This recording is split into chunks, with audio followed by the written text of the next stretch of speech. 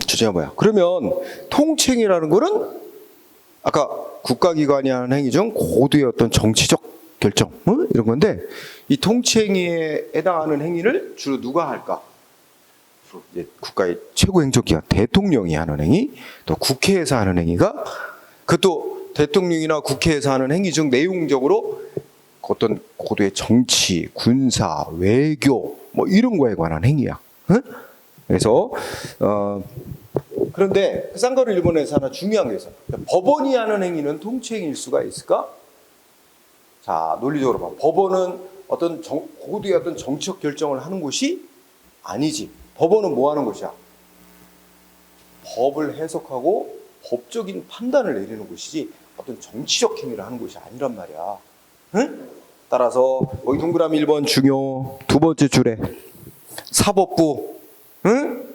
사법부는 통치행위 하는 행위가 아닙니다. 응? 그게 중요한 포인트. 주로 대통령과 국회에서 하는 행위, 응? 그것들 중에 그 국회에서 대통령과 국회에서 하는 행위 중에 통치행위에 해당하는 행위들이 있을 수 있는 거지. 사법부가 법원이 하는 행위는 있을 수 없어요. 응? 그거 포인트. 그 다음에 동그라미 2번. 우리 아까 이거 전제해봐. 통치행위라는 걸 인정을 폭넓게 하면 할수록 국민이 나 위법한 국가기관 행위로 나 피해 입었어. 응? 재판에서 구제해줘 하고 신청했는데 법원이 재판할 사항이 아님. 보고해봐. 구제 막히지? 폭넓게 인정하는 거 바람직하지 않습니다. 응? 따라서 동그라미 쭉 읽어보면 어떻게 해야 돼? 셋째 줄에 아무리 통칭이라는 걸 인정하더라도 아주 지극히 예외적으로만 신중히 인정해야 되고, 그지? 특히 마지막 줄 밑줄 쳐. 어떤 국가기관의 행위가 재판에서 제외될 통치행위인가 아닌가 판단은 오로지 누구만이 내려야 된대? 사법부만이 내려야 된다. 그거 중요. 셋째 줄, 오로지 통치행위인가 아닌가의 판단은 오로지 사법부만이 내려야 된다. 응? 그거 포인트. 시험에 다 포인트 되는 부분이 있어요. 그 다음에 쌍가루 2번. 그러면 아까 말했듯이 국회나 대통령이 하는 행위 중 정치, 군사, 외교 뭐 이런 분야에서 내리는 어떤 고도의 정책 결정을 통치행위라고 말할 수 있다. 응? 그래서 1번이 그런 얘기고. 근데 거기 동그라미 1번이 아주 중요해. 1번에 보면 우리 헌법 64조 4항 나왔지? 그러니까 헌법이 이제 국가의 최고법인데 헌법 64조 4항이 뭐라고 써있대? 읽어보자. 국회에서 국회의원 자격 심사를 하고 징계를 하고 제명시킬. 그러니까 여기 자격 심사 놔두고, 자, 국회의원에 대해서 국회에서 징계하고 제명, 징계 제명 처분. 응? 우리가 이제 국민이 선거로 어떤 국회의원 뽑았잖아. 근데 우리 최근에 비근한 예로 어떤 국회의원 성폭행 했어. 그러면 그 사람 뭐 형사재판에 넘겨져서 처벌받는 건 그건 별개고, 국회에서 이건 도저히 국회의원으로서의 지위를 인정할 수 없다 하면 회의를 소집해서 그 사람 국회의원에서 제명시키는 결정을 내릴 수 있어. 의원직 박탈하는 거지, 그지? 그러면 제명당한 국회의원 억울하다, 재판해달라, 법원에 소송할 수 있다 없다? 딱 명시해놨어, 국가의 최고법인 헌법에서. 응? 그래서 꼭 외워야 돼. 국회의원, 그다음에 징계 제명시킨 처분. 응? 어떤 국회의원을 국회에서 징계 제명시킨 처분. 두 번째 줄, 법원에 해당 국회의원 소송 못한다. 재판을 딱 아예 재판 청구를 막아놨어요. 응? 그래서 이게 이 통칭이라는 단어는 실제 법에서 사용되고 있는 용어가 아니야. 이제 학문과 법원 판결문에서만 나오지 실제 법에서 사용되는 용어는 아닌데, 그래서 요거를 우리가 이제 통칭이로 인정할 수 있다는 뜻이에요. 꼭 외워야 돼. 국회의원에 대한 징계 제명 처분은 재판 대상 안 됩니다. 반면에 이거하고 구별해야 될 거. 그래서 이제 동그라미 2번은 외울 거 아닙니다. 외울 거 없고 거기 쭉 나열된 것들이 뭐야? 아까 말했듯이 대통령이나 국회에서 하는 어떤 정치, 군사, 외교에 관한 어떤 결단들, 응? 그런 것들입니다. 응? 요새로 따지면 통치행위라고 얘기될 수 있는 게 뭐가 있을까? 예전에 뭐 윤석열 대통령 당선되고 나서 뭐 했어? 청와대를 용산으로 옮기는 결정 같은 거. 응? 또 요새 핫 이슈.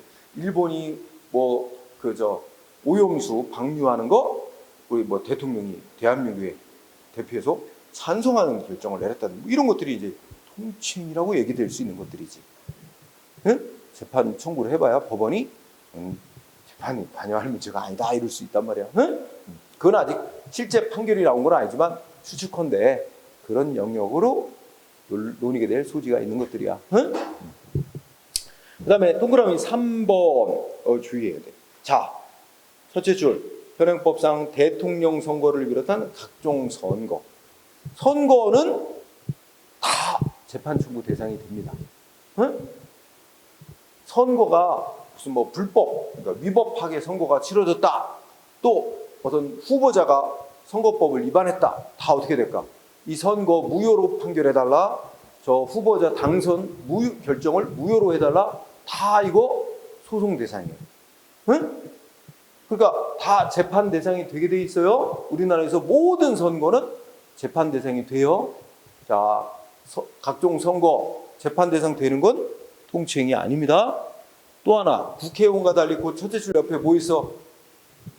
시의원, 도의원, 군의원, 응? 지방의회 의원이라고 다 묶을 수 있지? 자, 지방의회 의원도 만약에 지방의회 의원이 뭐 아까 성폭행을 했다든지 무슨 이런 범죄를 저질렀다. 그러면 어떻게 돼? 해당 지방의회에서 회의 열어서 제명시킬 수 있어요. 의원직 박탈. 그런데 지방의회 의원 제명시킨 조치는 억울하면 해당 지방의원은 재판 청구할 수 있어요. 응? 재판 대상 돼요. 그럼 통치행위 아니죠? 조심해야 돼요. 국회의원하고 달라. 응? 국회의원은 국가의 최고법의 헌법에서 아예 막아놨어. 그거는 국회가 알아서 할 일, 법원이 관여할 문제가 아닌 거로 명시해 놓은 거야. 근데 지방의원은 다르단 말이에요. 그거 주의. 지방의회 의원에 대한 징계 제명 처분은 통치행위 아니다. 소송 대상 됩니다. 재판 대상. 알아보세요. 또 세 번째 줄. 예를 들어서 이런 거 있잖아. 어떤 나라에서 저 중동이나 어떤 나라에서 쿠데타가 일어났어. 예를 들면 뭐 최근에 쿠데타 일어난 데가 어디지? 미얀마 군사 쿠데타 일어났지. 그 군사 정권이 지금 통치하고 있어. 군사 쿠데타. 그러면 그 군사 쿠데타를 일으켜서 정권을 잡은 그 정권을 합법적인 정권으로 우리 대한민국이 인정하고 외교 관계를 수립할 거냐? 그지? 이런 거 같은 거. 그 통치행위로 본단 말이야. 응? 대통령의 결정. 그런데 그러면 외교 관계를 그 나라하고 저 외교 관계를 수립하고 뭐 우리 대사관을 파견하고 대사를 파견하고 이런 관계는 통치행위로 볼 수 있는데 그러면 그 나라가 또 우리나라에 대사관을 짓겠다고 건축허가를 신청해 왔어. 그 건축허가 내주는 거. 이것까지 통치행위로 보지는 않는다 이거. 응? 그래서 거기에 통치행위가 있고 셋째 줄. 그 통치행위에 따라 통치행위가 있고 나서 그에 따라 행해지는 후속 조치. 응? 요거는 또 통치행위하고 분리해서 봐야 돼. 그건 구분해야 될 일이다. 응? 이렇게 세 가지 얘기했죠. 각종 선거, 응? 그다음에 지방의원 징계 제명 조치, 응? 네, 세 번째 통치행위에 따라 행해지는 후속 조치, 응? 그 세 가지는 통치행위로 보지 않습니다.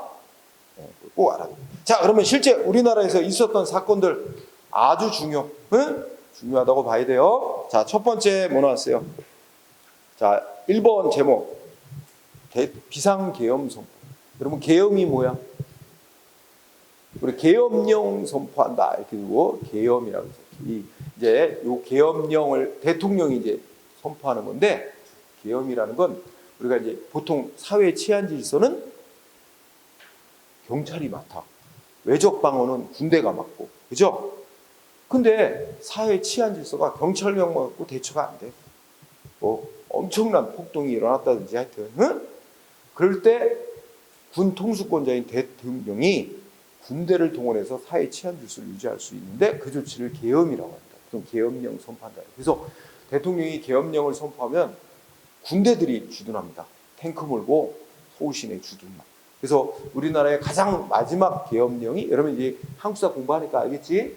옛날에 아이고 이승만 대통령 6.25 때 당연히 계엄령 선포되고, 전쟁 시에 그 계엄령 선포되고 전쟁하는 와중에도 대통령 임기 연장을 위한 무슨 그 말 있잖아. 여러분 현대사 배우면 4.4.5 계엄 해가지고 뭐 2.4 파동 일으키고 않습니다. 임기 연장을 위해서 계속 대통령 임기 연장 헌법 고치고 야당 국회의원들 잡아 가두고, 현대 정치사 거지 같아요. 뭐 그때부터 해서 박정희 대통령 때도 그렇고, 자 우리나라 마지막 대통령이 계엄 선포한 게 바로 박정희 대통령 암살됐을 때 1979년 12.6 사태. 대통령이 갑자기 사망하니까 이제 대통령 권한대행자가 국무총리잖아. 그때 당시에 최규하 국무총리가 대통령의 권한을 대신해서 수도권에 계엄령을 선포하고, 그리고 그걸 또 계엄 사령관이자 합동수사본부장을 맡았던 전두환 씨가 전국에 확대했어요, 계엄령. 저기 정권 잡으려고. 그게 마지막이었어요, 전국 계엄령 선포. 계엄령 선포에서 그래서 뭐 한 거야? 전남대 학생들 시위한 거, 그 5.18 광주민주운동에서 그 군인들이 투입돼서 특수부대원들이 진압했잖아. 그 계엄령 상태니까 군대가 또 군대. 계엄령이 선포되지 않았다면 경찰력으로 막아야 되는 거고. 자, 어쨌든 뭐 그건 여담이고. 그래서 하여튼 계엄이 그런 거야. 그러면 내가 거기에 반가로 1, 2번 이렇게 나눴지? 자, 1번은 원칙을 말하는 거야.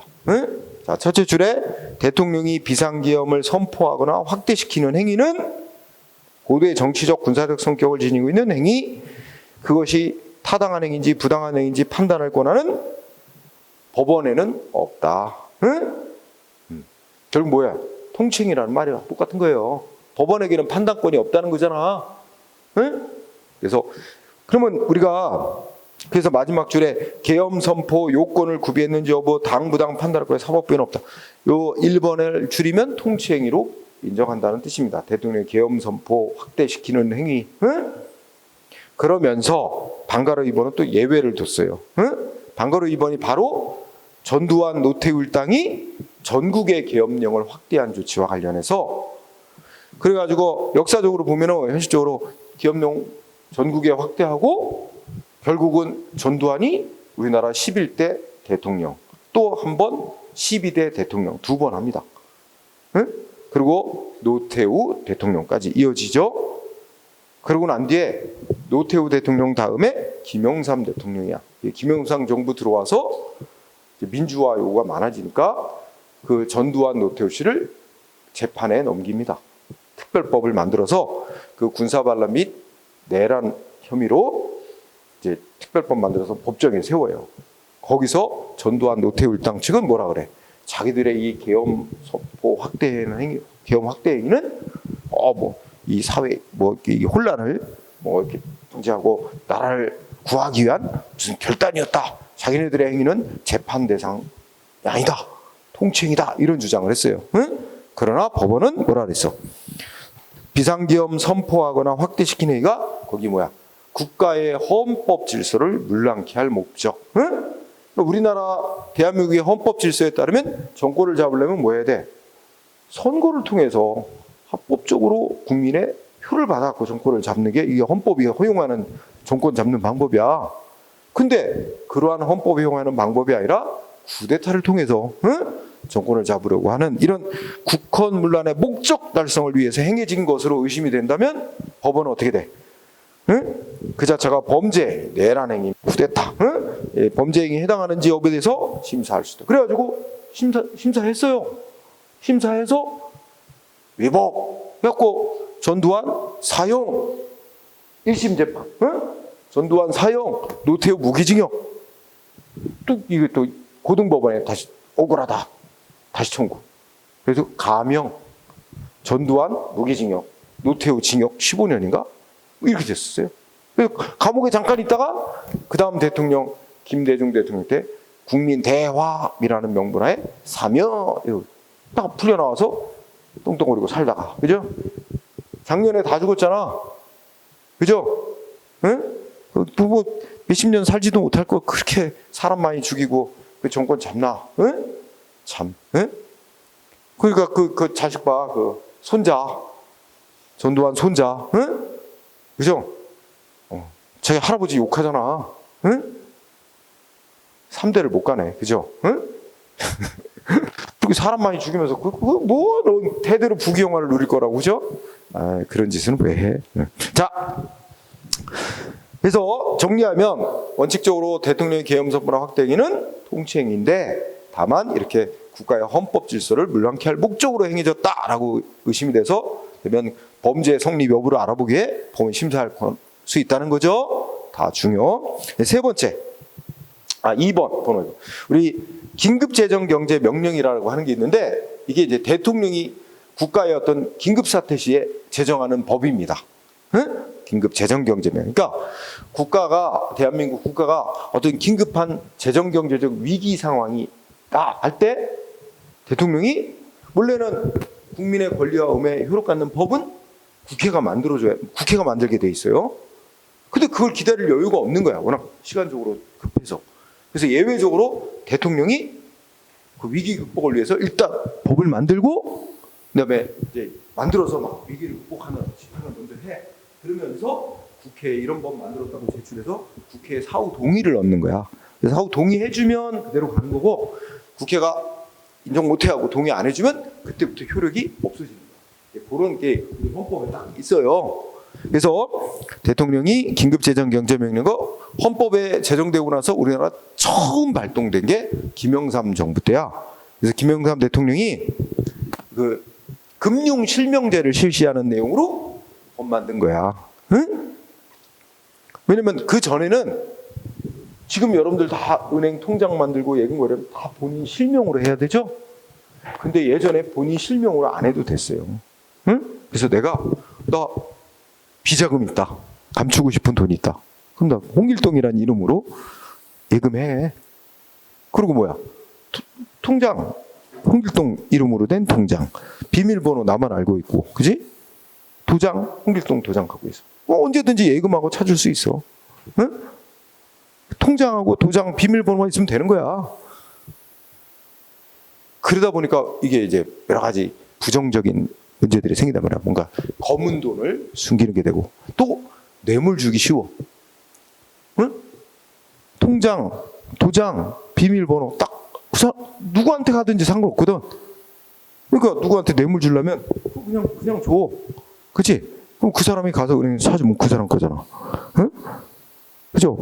그래서 여러 가지 검은 돈에 도피처가 되고, 응? 이런 어떤 부정한 거래 수단으로 악용되고 이런 걸 방지한다라고 그래서 예를 들면 지금 딱 보면 되고 내년 한 6개월 정도 뒤부터는 다 모든 예금은 다 본인 실명으로 다 바꿔야 된다.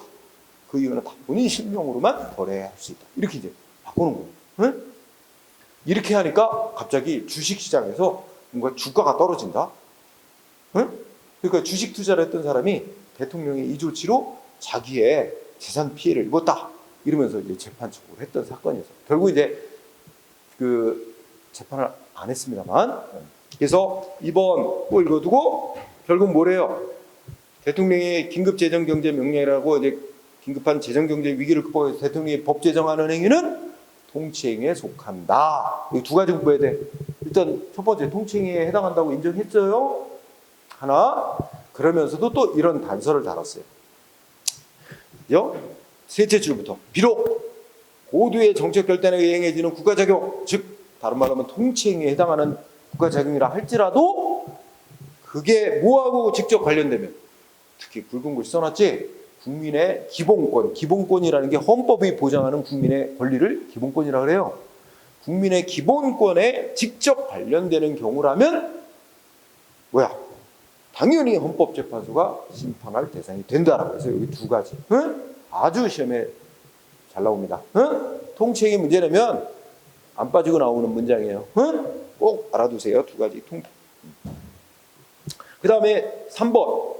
여기 사면권 나오지? 사면권이 뭐야? 이것도 대통령의 고유 권한인데 이제 재판에서 뭐 유죄 판결 나온 사람들 있잖아. 그럼 유죄 판결 나온 사람들 뭐 아예 유죄 판결 받은 적이 없는 것으로 만들어주는 조치도 있을 수 있고, 그다음에 유죄 판결 받은 거 그거는 그대로 놔두고 남아있는 형기만 면제해주는 조치도 있을 수 있고, 몇 가지 내용이 있는데 이 대통령의 고유 권한이라고. 응? 이거는 역사적 유래는 옛날에 여러분들 한국사 배우고 그러면 다른 전 세계적으로 마찬가지인데, 옛날에 저기 어디야 저기 부족국가 시대 보면은 그 제천 행사 나오지. 고구려의 제천 행사. 이거 한국사 시간 같대. 고구려 제천 행사 이름 뭐야? 동맹. 부여는 영고 뭐 이런 거 있잖아. 응? 그런 뭐 어떤 국가적인 큰 병사나 이렇게 제천 행사 때는 죄수들을 석방하고 이런 게 있잖아. 그지? 그런 게 이게 사면권이라는 것의 유래야. 그래서 오늘날에도 그런 뭐 크리스마스, 뭐 광복절, 삼일절 이런 거에 특사라고 하잖아. 특별 사면. 응? 그죠? 네. 그런 것처럼 그렇게 유래가 돼서 이제 이어지고 있는데, 자, 그대로 보면 대통령의 사면권 행사, 사면 조치는 이미 법원이 내린 유죄 판결, 형 선고의 효력이나 또는 공소권을 상실거나 자녀 형기 집행을 면제시키는 국가 원수의 고유한 권한으로서 사법부가 내린 판단을 변경하는 제도로서 여기 제일 중요한 부분 권력분립원리의 예외로서 인정된다는 뜻입니다. 응? 권력분립원리의 예외로서 인정되는 것이다. 응? 그러니까 법원이 내린 판단을, 그지? 대통령이 바꿔놓는 거잖아. 그러니까 사법부에 대해서, 그러니까 이거는 우리나라 대통령은 행정부의 최고 권한자일 뿐만 아니라 입법부, 사법부, 행정부를 다 또 통할한다 그래. 통할하는 국가 원수라는 이중의 지위를 갖고 있어. 그러니까 이거는 국가 원수의 지위에서 하는 행위로서 보는 거예요. 그래서 그 권력 분립의 예외로서 인정된다. 응?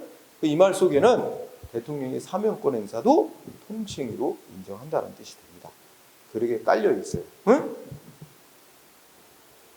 그래서 예전에 누가 했지? 우리나라 논란이 많았던 게, 옛날에부터 논란이 많았지만 이명박 대통령 때 그때가 무슨 국가 광복절이었나 뭐 3.1절 어느 때인가 딱 한 사람만 사면해줬다. 이재용 삼성. 이재용 씨인가 그 아버지인가 하여튼 이재용인 것 같기도 하고 삼성 회장, 응? 그죠? 딱 한 사람만. 응? 그래갖고 비난이 많았어요. 대통령 사면권 행사가 일반 사람들은 옥살이 법안 해야 뭐 광복절 특사로 나올까 말까 모범수로 잘해야, 그죠?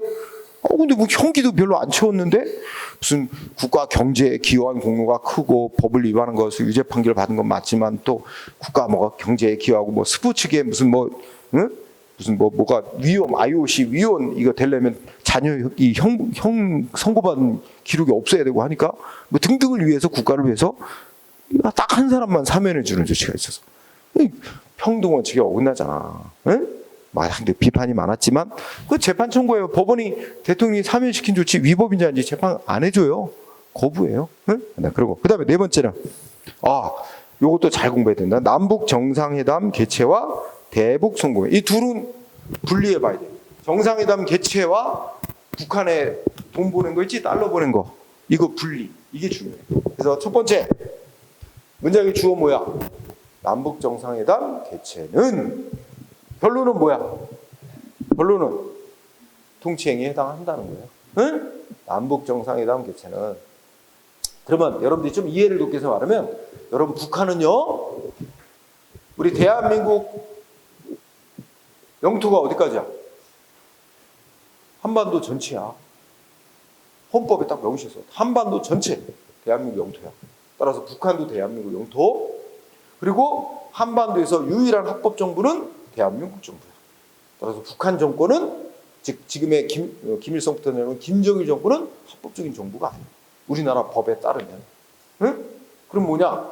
지금의 김정일 정권은 반국가단체. 김정일은 반국가단체의 괴수. 어떻게 해야 돼? 잡아서 처형해야 될 자야. 재판에. 응? 근데 이게 남북한 간에 이게 정상회담을 한다? 그러면 그 실질적으로 합법적인 정권으로 인정하고 뭔가 하는 것처럼, 그죠? 이게 법적으로 논란거리가 될 수 있어요. 응? 두 개의 국가를 인정하는 거 아니냐, 등등 논란이 될 수 있어. 헌법과 법률에 어긋난다, 이런 논란이 있을 수 있는 거죠. 다만 그럼에도 불구하고 우리 법원의 태도는, 이건 한반도는 원래 하나의 국가였고 하나의 민족인데 분단이 되어 있는 특수한 상황, 이 분단을 극복하기 위해서 북한 정상 간에 회담하는 건 그런 통일을 이루기 위한 그런 어떤 고도의 분단을 한다. 근데 문제는 이제 이게 김대중 정부 때 있었는데, 김대중 정부 때 북한이 그때 김정일 정권이었는데 굉장히 경제적으로 어려웠나 봐. 좀 도와달라 그랬나 봐. 그리고 우리 정부가 그때 돈으로 20만 달러인지 40만 달러인지 하여튼 수십만 달러를 북한에 보냈다는 거야. 응? 그래서 그때 이제 북한하고 이제 이 협상에 물꼬를 뜨는데 현대그룹이 역할을 많이 했어요, 중간에. 그래서 그때만 여러분 기억하는 거 모르겠는데, 그 현대그룹 돌아가셨지만은 그 정주영 회장이잖아. 정주영 그분이 북한 출신이에요. 그분이 10대 후반 16살 때인가 그 당시에 집에 거의 전 재산이라고 볼 수 있는 소를 훔쳐나왔어. 응? 소를 훔쳐갖고 시장에 팔고 그 돈으로 장사한 거야. 응? 그래갖고 남해안에 내려와서 재벌이 된 거잖아. 응? 근데 이제 분단이 돼가지고 고향에 못 가잖아. 그래갖고 이제 그때 그 북한에 소떼방북이라고 있어. 소떼방북. 그래서 현대에서 만든 트럭에 소 1000마리인가 실어가지고 북한에 보내는 그런 행사가 있었고, 그러면서 현대가 북한 정권하고 이제 이렇게 가까워지고, 그 현대그룹이, 그래서 그때만 해도 남북 간의 화해 분위기였으니까 금강산 관광 사업 독점권도 따가지고 현대가 북한에 호텔도 짓고 관광 사업 했어요. 그래서 그 당시에도 배 타고 저기 공해안 강릉 속초 위에 고성인가 거기로 가서 거기서 이제 버스 타고 금강산 관광했다고. 그렇게 하다가 그 다음 이명박 정부 때 관광객 여성분이 북한군이 쏜 총에 맞아 피살되면서 그때 중단이 됐지. 응? 그 이후로 끝났어. 응? 북한도 현대그룹도 피해를 많이 봤을 거야. 응? 자, 어쨌든 그러면서 이제 현대그룹 관계자들을 통해서 그 김대중 정부가 이제 수십만 달러를 북한에 보낸 게 이제 법적으로 문제가 됐어요. 그 당시 야당, 지금의 국민의힘에 해당하는 야당 측에서 그걸 문제 삼은 거야. 응? 그래갖고 두 번째 정상회담 개최 과정에서 법이 정한 절차를 안 거치고 북한에 달러 보내는 행위, 송금하는 행위 뭐라고? 그거는 남북 정상회담 개최라는 통칭하고 분리를 해서 봐야 된다는 거야. 응? 그 분리해서 봐서 송금 행위 자체는 통칭이 아니다, 재판 대상이 된다 해서 재판했어요. 그래서 그 송금에 관련된 자들 다 유죄 판결 선고받았어요. 응? 자, 그러니까 이것도 아주 잘 나옵니다. 특히 틀리게 만들 때 많이 내. 어떻게 틀리냐면 정상회담 개최는 고대 정책 결단에 의한 통칭이기 때문에 그 과정에서 북한의 송금한 행위도 사법심사 대상이 아니다, 이렇게 많이 내요. 응? 그러니까 그거 조심. 그 다음에 5번은 많이 써놨는데 그냥 간단하게. 자, 이게 바로 부시 정권 때 미국의 부시가 이라크 침공하면서, 그죠? 한국군 파병했는데 노무현 정부 때 있었던 일이야, 그죠? 파병 요청했는데 거기 뭐라 했어? 외국에 우리 군대를 파병하는 건 대통령과 국회의 어떤 고도의 정책 결정에 해당한다, 그죠? 그리고 파병하는데 정해진 법적 절차를 거쳐서 국회와 대통령이 결정을 내린 이상 법원은 존중해야 된다, 그죠? 이런 거 있죠? 그래서 통칭으로 인정해서 재판 안 했어요. 응? 그다음 다음 페이지. 자, 6번째, 신행정 수도 건설 수도 이전의 문제. 이것도 노무현 정부 때인데 우리 노무현 정부가, 노무현 대통령이 수도를 서울에서 지금 충청도 세종시로 옮기려고, 그죠? 대통령 공약 내세우고 당선됐어요. 그래서 수도를 옮기기로 했고, 그리고 그 당시에 야당인 국민의힘 측에서도 찬성을 했고, 그 당시 한나라당이었는데 그 야당 대표가 박근혜 씨였어, 그 당시에. 그래서 수도 옮기는 거에 찬성해줘서 국회에서 법률 만들었어요. 수도 이전 특별법 뭐 이렇게 만들어서 추진했어요. 그런데 그렇게 하고 있는 중에 그때 서울시장이 이명박 씨였어. 응? 서울시장으로서 자기는 수도 옮기는 거 결사 반대 이렇게 입장했던 사람이야. 이명박 대통령. 응? 이명박 씨가. 그러다가 그다음 노무현 대통령 다음에 그다음에 대통령 선거를 치르는데, 그래서 노무현 대통령과 박근혜 씨가 이제 합의를 해서 법률을 만들어서 지금의 세종시 지역을 자 보상금 땅 주인들 보상금 주고 다 땅 고르기 하고 막 이렇게 진행하고 있는데, 이명박 씨가 지금으로 따지면 국민의힘 대통령 후보가 된 거야. 응? 사람들이 뭐라고 생각해? 이명박 씨는 수도 이전하는 거 찬성 안 한 사람인데, 그죠? 그럼 대통령 후보로 나온단 말이야. 걱정되죠. 근데 가가지고 그래. 걱정하지 마라. 여기 원한 대로 저 수도 이전 착실히 추진하겠다. 그래가지고 충청도 사람들 그렇게 또 선거운동하면서 얘기해가지고 표 많이 얻어서 당선됐어. 그 다음에 대통령 당선되고 나서 어떻게 했어? 표를 얻기 위해서 그런 말을 했다. 자기는 아무리 생각해도 수도 옮기는 거 찬성 못하겠다. 응? 그지? 뭐 이러면서 그 대신에 그 수도 옮기려고 예전 거기에 무슨 명품 무슨 과학도시 뭐 교육도시 뭐 이런 걸 대신 건설하자. 뭐 이렇게 안을 또 내놨다가 강력한 반발에 부딪혀서 백지화됐습니다. 응? 그래서 이제 원한 대로 갔죠. 그런데 그거와 별개로 법적으로 다퉜어요. 그 이명박 씨를 추종하는 그 변호사라고 있어. 그 사람이 주축이 돼가지고 수도 이전 반대하는 모임이 신청을 했죠. 응? 그래서 결정이 헌법재판소가 결정을 했는데 헌법 위반된다고 해서 1번 이것도 둘로 나눠봅니다.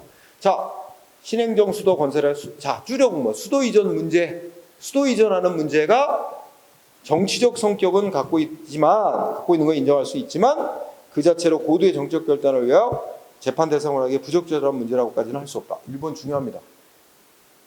1번 방가로 1번 읽고 나면 뭐야? 수도 이전하는 문제 심사하겠다는 거예요. 그죠? 사법심사 대상이라는 거죠. 정치적 잘 문장을 잡아. 정치적 성격은 갖고 있지만 고도의 정치적 결단이라고 볼 수 없대. 응? 그러니까 통치행위라고 볼 수 없다는 거야. 그러니까 재판 대상 된다는 거야. 여러분 찬성해? 어떻게 한 나라의 수도를 옮기는 게 고도의 정치적 결단이 아닐 수가 있어.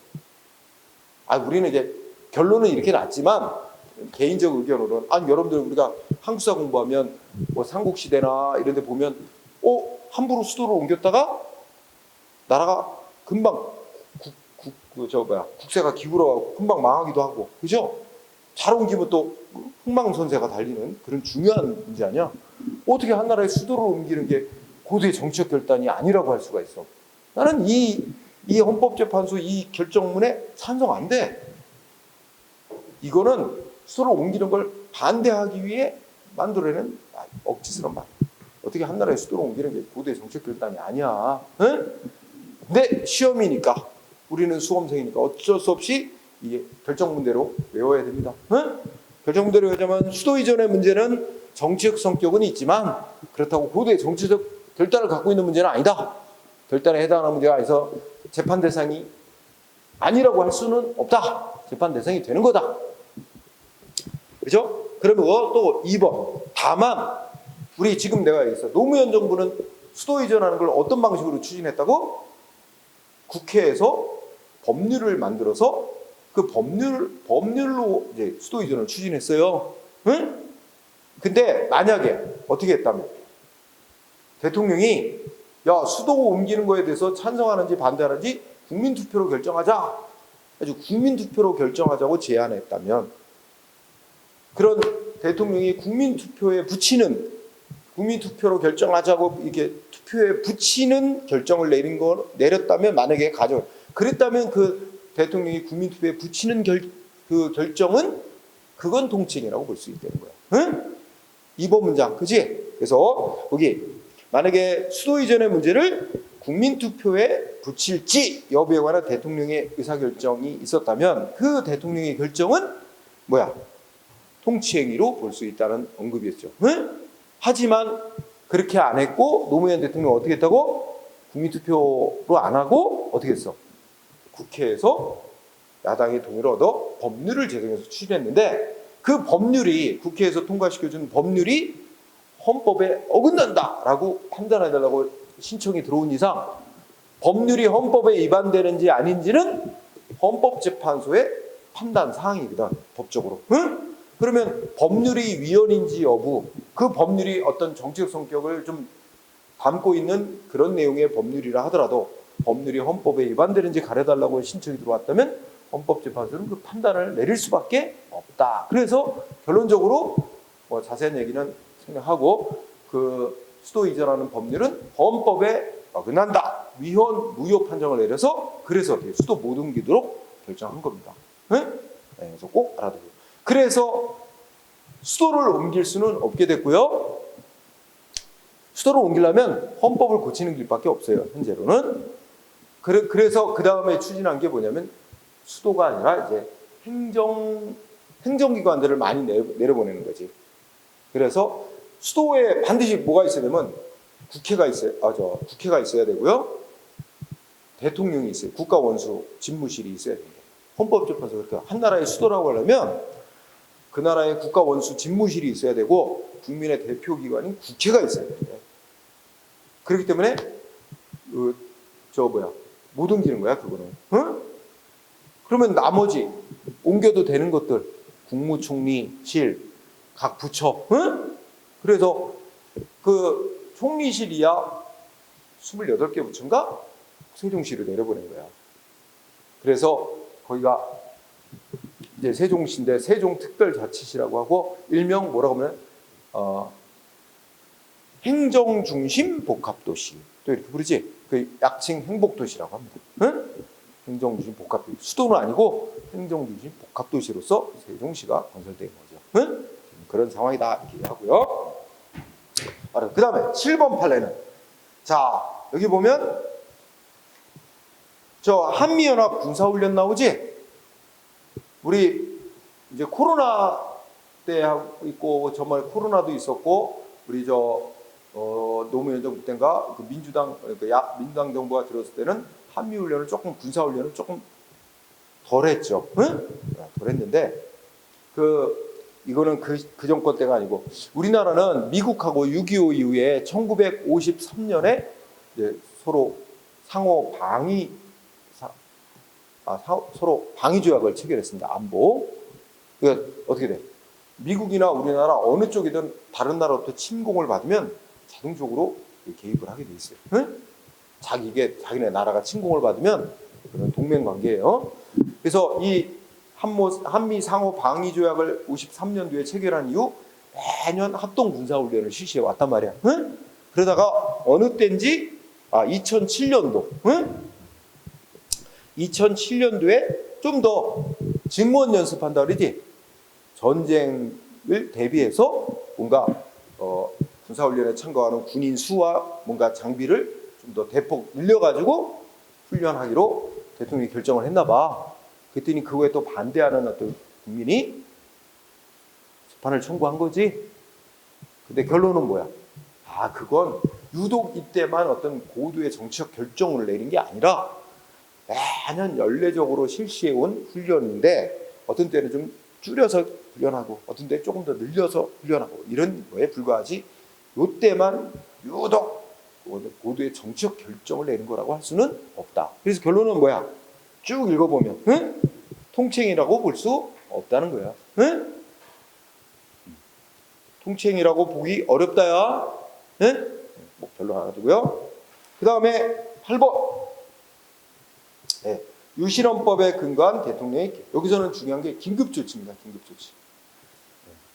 이거는 유신헌법 시대라고 1972년도에 제정된 헌법에 따르면 대통령의 국가 위기 상황에 처하면 대통령이 할 수 있는 어떤 긴급조치권을 발동할 수 있게 돼 있었어요. 응? 근데 이건 가볍게 대통령의 긴급조치 성격은 뭐야? 통치행위의 성격을 갖고 있는 건데 그러나 이게 절차도 어겼고 그 내용도 헌법과 법률에 아주 어긋나는 게 많아서 결국은 위헌 판정 받았습니다.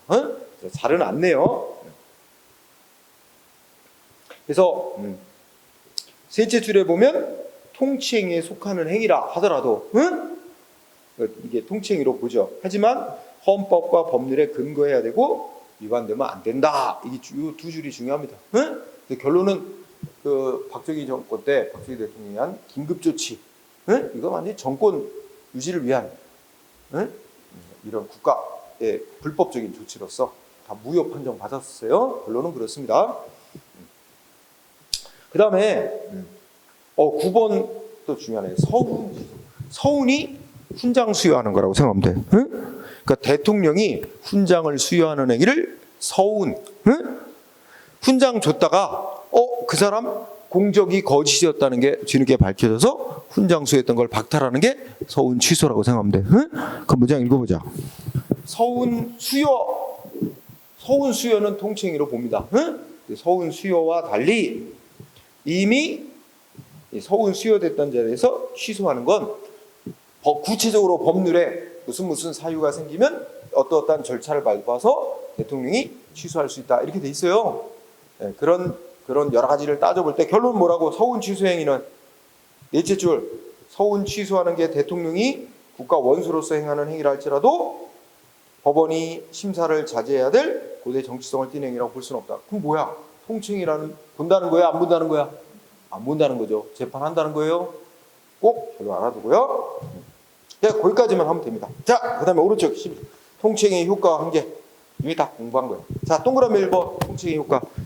어떤 국가기관회가 통치행위로 인정되면 원칙은 어떻게 돼? 재판 대상이 아닌 거로 봐서 법원이 심사를 거절해요. 그게 각하입니다. 각하. 기각이란 말을 쓰면 안 돼요. 각하라는 말은 심사할 대상도 아니다. 그래서 심사 자체를 거절하는 거고, 기각은 심사할 대상인데 심사를 해보니 잘못된 게 없더라 하고 패소 판결을 내리는 게 기각이에요. 그래서 기각하는 게 아니라 각하할 대상이 됩니다. 자, 그 정도 보고 그 다음에 쌍가루 2번 통치행위 한계. 1번 그냥 누르요. 아무리 아까도 나왔죠. 통치행위라 하더라도 헌법과 법률에 근거해서 해야 되고 헌법과 법률에 어긋나면 안 됩니다. 네, 당연한 얘기예요. 넘어가고요. 동그라미 2번이 아주 중요합니다. 자, 어떤 국가기관회가 통치행위로 인정이 되면 뭐에서만 제외되는 거죠? 재판에서만 제외되는 겁니다. 재판 대상에서 제외되는 것일 뿐 국민들이 여론을 통해 저 대통령의 저 결정 잘못된 결정이야 얼마든지 여론으로 비판하는 거 이런 거는 뭐 아무런 제한이 없는 겁니다. 그래서 정치적 비판의 대상에서까지 제외되는 건 아닙니다. 조심. 그 다음에 3번 통치행위 폭넓게 인정하면 바람직하지 않습니다. 그래서 결론은 두 번째 오늘날 어떻게 되고 있어요? 폭넓게 인정되는 아니라 인정되는 범위가 점점 축소돼 가고 있습니다. 축소 경향, 확대 경향이 아닙니다. 그런 단어에 유의하고요. 그 다음에 동그라미 4번은 당연한 얘기. 아까 쭉 한 얘기라 여러분이 한번 눈으로 읽으면 돼요. 특히 이제 국민의 기본권과 직접 관련되면 당연히 헌법재판소가 심판할 대상이 된다라고 그 부분에 있는 거 아까도 나왔었죠. 자, 이렇게 정리하면 됩니다. 그래서 이제 기출문제 어떻게 나오는지 여러분들이 내 설명 잘 들었으면 쉽게 풀릴 거고. 자, 그러면 밥 먹고 2시 수업 2시간을 더 진행하는데 2시부터 해서 4시까지 1시간은 이제 교재 내용 보고 나머지 1시간은 문제 풀기 연습하고 그렇게 합시다. 자, 2시에 봅시다.